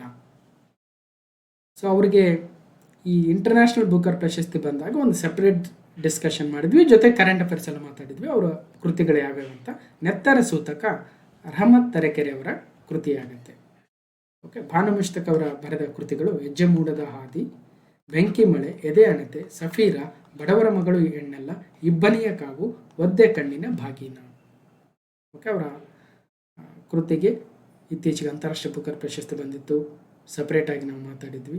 ಓಕೆ, 18 ಇತ್ತೀಚೆಗೆ ಭಾರತದ ಚುನಾವಣಾ ಆಯೋಗ 345 ರಪ್ಸ್ಗಳನ್ನು ಪಟ್ಟಿಯಿಂದ ಹೊರಹಾಕುವ ಉಪಕ್ರಮವನ್ನು ಪ್ರಾರಂಭಿಸಿದೆ. ರಪ್ಸನ್ನು ವಿಸ್ತರಿಸಿರಿ ಅಂದರೆ ಸರಿಯಾದ ಉತ್ತರ registered unrecognised political parties. Registered unrecognised political parties RUPPs ಅಂತ 345 ರಪ್ಸ್ಗಳನ್ನು ತೆಗೆದುಹಾಕಿದ್ದಾರೆ. ಓಕೆ, EC ಅಂದರೆ ರಿಜಿಸ್ಟರ್ಡ್ ಆಗಿರ್ತವೆ, ಎಲೆಕ್ಷನ್ ನಿಂತಿರಲ್ಲ, ಇಷ್ಟು ವೋಟ್ ಅಂತ ಪಡಿಬೇಕಂತ ಇರ್ತವೆ, ಯಾವೂ ಮಾಡ್ಕೊಂಡಿರಲ್ಲ. ಹಾಗಾಗಿ ಅವ್ರನ್ನೆಲ್ಲ ಡಿಲೀಟ್ ಮಾಡಿದ್ದಾರೆ. ಅದಕ್ಕೋಸ್ಕರ ನೆನ್ನೆ ವಿಡಿಯೋದಲ್ಲಿ ಮಾತಾಡ್ತಾ ಇದ್ವಿ 2,500 ಪಕ್ಷಗಳು ನಮ್ಮ ದೇಶದಲ್ಲಿದ್ದಾವೆ ಅಂತ. Registered unrecognised political parties either newly registered parties ಆಗಿರ್ತವೆ, ಇಲ್ಲ those which have not secured enough percentage of votes in assembly or general elections to become a state party, or those which have never contested elections, ಅವುಗಳನ್ನ unrecognised parties ಅಂತ ಕರೀತಾರೆ. ಅವುಗಳನ್ನ remove ಮಾಡ್ತಕ್ಕಂಥ ಕೆಲಸವನ್ನು ಕಾಲಕಾಲಕ್ಕೆ ನಮ್ಮ ಚುನಾವಣಾ ಆಯೋಗ ಮಾಡ್ತಾ ಇರುತ್ತೆ. ಅದ್ರ ಬಗ್ಗೆ ಪ್ರಶ್ನೆ ಕೇಳಿದ್ದಾರೆ. 19ನೇ ಪ್ರಶ್ನೆ, ಇಂಟರ್ನ್ಯಾಷನಲ್ ಸ್ಪೇಸ್ ಸ್ಟೇಷನ್ಗೆ ಹೋದ ಆಕ್ಸಿಯಮ್ 4ನ ಮಿಷನ್ನ ತಂಡವು ಈ ಕೆಳಗಿನ ಯಾವ ರಾಷ್ಟ್ರಗಳ ಗಗನಯಾನಿಗಳನ್ನು ಒಳಗೊಂಡಿತ್ತು? ಓಕೆ, USA, ಭಾರತ, ಪೋಲೆಂಡ್ ಮತ್ತು ಹಂಗೇರಿ. ABDE. ಸೊ ಇದ್ರ ಬಗ್ಗೆ ಕೂಡ ಡಿಸ್ಕಷನ್ ಮಾಡಿದ್ವಿ. ಎಲ್ಲರೂ ನೀವೆಲ್ಲ ತಿಳ್ಕೊಂಡಿರ್ತೀರಿ. ಸೊ ಪೆಗಿ ವಿಟ್ಸನ್ ಅವರು USA ದವರು, ಶುಭಾಂಶು ಶುಕ್ಲಾರವರು ಇಂಡಿಯಾದವರು, ಸ್ಲಾವೋಜ್ ಉಜನ್ನನ್ಸ್ಕಿ ಪೋಲೆಂಡ್ ಅವರು, ಟಿಬೋರ್ ಕಾಪರ್ ಅವರು ಹಂಗೇರಿ ಅವರು ಅಂತ ಕ್ಲಾಸ್ ನಂಬರ್ 738 ಎಕ್ಸಾಮಿಷನ್ ಹೋದಾಗ ಮಾತಾಡಿದ್ವಿ. ಅವರ ಫೋಟೋ ಸಮೇತ ಡಿಸ್ಕಷನ್ ಮಾಡಿದ್ವಿ. ಸೊ ಇವರು ಶುಭಾಂಶು ಶುಕ್ಲಾ ನಮ್ಮ ಭಾರತದವರು, ಪೆಗಿ ವಿಟ್ಸನ್ ಕಮಾಂಡರ್ ಆಗಿದ್ದರು ಅಮೆರಿಕದವರು, ಅದೇ ರೀತಿಯಾಗಿ ಸ್ಲಾವೋಜ್ ಉಜನ್ಸ್ಕಿ ಮತ್ತು ಟಿಬೋರ್ ಕಾಪು ಯಾವ್ಯಾವ ದೇಶದವರು ಅಂತ ನೆನ್ಪಿಟ್ಟಿರಿ. 20ನೇ ಪ್ರಶ್ನೆ, ಇತ್ತೀಚೆಗೆ ಭಾರತದ ಕೇಂದ್ರ ಕ್ಯಾಬಿನೆಟ್ ರಾಷ್ಟ್ರೀಯ ಕ್ರೀಡಾ ನೀತಿ NSP 2025ಗೆ ಅನುಮೋದನೆ ನೀಡಿದೆ. ಇದು ಕೆಳಗಿನ ಯಾವ ಕ್ರೀಡಾ ನೀತಿಯ ಬದಲಾಗಿ ಜಾರಿಗೊಳಿಸಲ್ಪಡ್ತಾ ಇದೆ ಅಂದರೆ ರಾಷ್ಟ್ರೀಯ ಕ್ರೀಡಾ ನೀತಿ 2001. ಇದನ್ನು ಕ್ಲಾಸ್ ನಂಬರ್ 861 ಜುಲೈ 2025 ಪಾರ್ಟ್ 4. ನಿಮ್ಮ ಪರೀಕ್ಷೆ ಏನು ಹೋಗಿದ್ರೆ ಅವತ್ತಿನ ದಿನ ಅಥವಾ ಅವತ್ತಿನ ಹಿಂದಿನ ದಿನ ಈ ವಿಡಿಯೋ ಮಾಡಿದ್ದೆ. ಅದರಲ್ಲಿ ಸೊ 2001ರಲ್ಲಿ ತಂದಿರತಕ್ಕಂತಹ ನ್ಯಾಷನಲ್ ಸ್ಪೋರ್ಟ್ಸ್ ಪಾಲಿಸಿಯನ್ನು ರಿಪ್ಲೇಸ್ ಮಾಡೋದಕ್ಕೆ ಖೇಲೋ ಭಾರತ್ ನೀತಿ 2025 ಬರ್ತಾ ಇದೆ. ಅದರ ಅವಶ್ಯಕತೆ ಏನು, ಅದರ ನೋಡಿ ಈ ಹಿಂದೆ 2001ರಲ್ಲಿ ಕ್ರೀಡಾ ನೀತಿ ರೂಪಿಸಲಾಗಿತ್ತು ಅಂತ ಹೇಳಿದ್ದಾರೆ. ಸೊ ಒಟ್ಟಾರೆಯಾಗಿ 2047ರವರೆಗೆ ಭಾರತವನ್ನು ಪ್ರಪಂಚದ 5 ದೊಡ್ಡ ಕ್ರೀಡಾ ರಾಷ್ಟ್ರಗಳಲ್ಲಿ ಒಂದನ್ನಾಗಿ ಮಾಡಬೇಕಂತ ಸಾಕಷ್ಟು ಇನಿಷಿಯೇಟಿವ್ ಇಟ್ಕೊಂಡು ಭಾರತದಲ್ಲಿ, ಜೊತೆಗೆ 2036ರ ಒಲಿಂಪಿಕ್ಸ್ಗೆ ಭಾರತವನ್ನು ಬಿಡ್ಡನ್ನು ಏನು ಮಾಡ್ತಾ ಇದ್ದೀವಿ ಅದಕ್ಕೆ ಸಿದ್ಧತೆಯನ್ನು ಮಾಡ್ಕೊಳ್ಳೋದಕ್ಕೂ ಕೂಡ ಈ ಒಂದು ನೀತಿಯನ್ನು ತಂದಿರತಕ್ಕಂಥದ್ದು. 21 ಇತ್ತೀಚೆಗೆ ಭಾರತ ಜನ್ ಸುದ್ದಿಯಲ್ಲಿದೆ. ಭಾರತ ಜನ್ ಎಂದರೇನು? So indigenously developed artificial intelligence based multi modal large language model ಆಗಿತ್ತು, LLM. ಸೊ ಹಾಗಾಗಿ 21ಕ್ಕೆ ಒಂದೇದು ಸರಿಯಾದ ಉತ್ತರ. ಇದನ್ನು ಕ್ಲಾಸ್ ನಂಬರ್ 832 ಜೂನ್ 2025 ಪಾರ್ಟ್ 8. ಭಾಳ ದೂರ ಏನಿಲ್ಲ. ಭಾರತದ ಜನ್ ಶೃಂಗಸಭೆಯಲ್ಲಿ ಯಾವ ಸಚಿವಾಲಯವು ಭಾರತದ Gen multi modal large language ಮಾಡೆಲನ್ನು ಪ್ರಾರಂಭಿಸಿತು ಅಂದರೆ so ministry of science and technology. Bharat Gen aims to revolutionise development across the India's linguistic and cultural spectrum. Bharat Gen India's first its kind indigenously developed government funded based multi modal large language model ಅಂತ discussion ಮಾಡಿದ್ವಿ. 22 ಇತ್ತೀಚಿನ ಹುಲಿಧಾಮಗಳ ಬಗ್ಗೆ ಕೇಳಿದ್ದಾರೆ. ಹುಲಿ ಸಂರಕ್ಷಿತ ಪ್ರದೇಶಗಳು. ಈಗ ಮಾಧವ್ ಹುಲಿಧಾಮ 58ನೇದು ಅಂತ ಹೇಳಿದ್ವಿ, ಮಧ್ಯಪ್ರದೇಶದ್ದು. ಹೇಗೆ 3 ಇರೋದು ಯಾವುದು? 3ನೇ ಆಪ್ಷನಲ್ಲಿ ಮತ್ತು 4ನೇ ಆಪ್ಷನಲ್ಲಿ. ಇನ್ನೊಂದು ತಗೊಳ್ಳೋಣ. ಧೌಲ್ಪುರ್ ಕರೌಲಿ ರಾಜಸ್ಥಾನದ್ದು. ಡಿಗೆ 1 ಇರೋದು ಯಾವುದು? ಸೊ 4ನೇ ಆಪ್ಷನ್ ಸರಿ ಐತೆ. ನಿಮಗೆ ಬೇರೆ ಗೊತ್ತಿರ್ಬೋದು. ರಾಣಿಪುರ್ ಉತ್ತರ ಪ್ರದೇಶ ಅಂತ ಗೊತ್ತಿರ್ಬೋದು ನಿಮಗೆ. ಬಿಗೆ 4. ಅಥವಾ ಇನ್ನೊಬ್ಬರಿಗೆ ಗುರು ಗೌಸಿಯದಾಸ್ ತಾಮೂರ್ ಪಿಂಗ್ಲಾ ಅಂತ ಎಷ್ಟೋ ಕರೆಂಟ್ ಅಫೇರ್ಸಲ್ಲಿ ಹೇಳಿದ್ದೀನಿ. ಸೊ ಛತ್ತೀಸ್ಗಢದ್ದು ಅಲ್ವಾ. ಸೊ ಕರೆಂಟ್ ಅಫೇರ್ಸ್ ಅಪ್ಡೇಟ್ ಆಗ್ತಾ ಇದ್ದರೆ ಇವೆಲ್ಲವೂ ಹಾಗೆ ಗೊತ್ತಾಗ್ತಾ ಇರುತ್ತೆ. ಛತ್ತೀಸ್ಗಢದ್ದು ಗುರು ಗೌಸಿದಾಸ್ ತಾಮೂರ್ ಪಿಂಗ್ಲಿ ಅಂತ 2024ರಲ್ಲಿ ಹುಲಿ ಸಂರಕ್ಷಿತ ಪ್ರದೇಶ ಆಯಿತು ಅಂತ ಹೇಳಿದ್ವಿ. ಅದೇ ರೀತಿಯಾಗಿ ಮಧ್ಯಪ್ರದೇಶದಲ್ಲಿ 9 ಹುಲಿ ಸಂರಕ್ಷಿತ ಪ್ರದೇಶಗಳಿದ್ದಾವೆ. ಮಾಧವ್ 9ನೇದು ಅಂತ ಮಾತಾಡಿದ್ವಿ. ರಾಜಸ್ಥಾನದಲ್ಲಿ ಧೌಲ್ಪುರ್ ಕರೋಲಿ ಸೇರ್ಕೊಂಡಿದೆ ಹೊಸದಾಗಿ ಮತ್ತೊಂದು ಹುಲಿ ಸಂರಕ್ಷಿತ ಪ್ರದೇಶ ಅಂತ ಹೇಳಿದ್ವಿ. ಮತ್ತು ಉತ್ತರ ಪ್ರದೇಶದಲ್ಲಿ ರಾಣಿಪುರ ಹುಲಿ ಸಂರಕ್ಷಿತ ಪ್ರದೇಶ ಅಂತ ಡಿಸ್ಕಷನ್ ಮಾಡಿದ್ವಿ. ಅವಾಗವಾಗ ಇವೆಲ್ಲವನ್ನು ಕೂಡ ಡಿಸ್ಕಷನ್ ಮಾಡ್ತಾನೆ ಇರ್ತೀವಿ ಪ್ರತಿ ಕರೆಂಟ್ ಅಫೇರ್ಸ್ ಬಂದಾಗ. APSC ಗ್ರೂಪ್ ಬಿ ಎಕ್ಸಾಮಲ್ಲಿ ಕೂಡ ಒಂದಷ್ಟು ಟೈಗರ್ ನ್ಯಾಷನಲ್ ಪಾರ್ಕ್ ಮತ್ತು ಆಯಾ ರಾಜ್ಯಗಳನ್ನು ಕೇಳಿದ್ರು.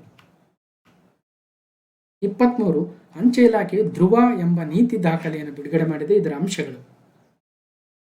23 Dhruva department of post has released a policy document called Dhruva. The components this are ಎರಡಂತೆ. ಒಂದು DGPನ ವಿಶಿಷ್ಟ virtual address. So 831 June 2025 part 7ಅಲ್ಲಿ Dhruva digital hub for reference and unique virtual address. Hub for reference and unique virtual ಅಡ್ರೆಸ್ಸನ್ನು ಅಂಚೆ ಇಲಾಖೆ department of post ತಂದಿತ್ತು ಅಂತ ಡಿಸ್ಕಷನ್ ಮಾಡಿದ್ವಿ.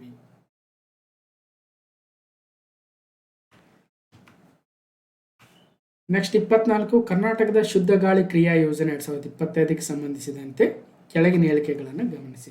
State action plan for clean air Karnataka 2025 ಮೇಲಿನ ಎಲ್ಲವೂ ಸರಿಯಾಗಿದೆ ಅಂತೆ. First one, the plan is alignment with the national clean air programme NCAP. It aims to reduce the particulate matter 10 PM10 emissions It emphasizes strict enforcement of regulations in industries, transportation, agriculture, construction, demolition, and waste management. It gives the special emphasis for Bangalore city ಅಂತೆ. So ಎಲ್ಲ ಹೇಳಿಕೆಗಳು ಸರಿಯಾಗಿದ್ದಾವೆ 24ಕ್ಕೆ.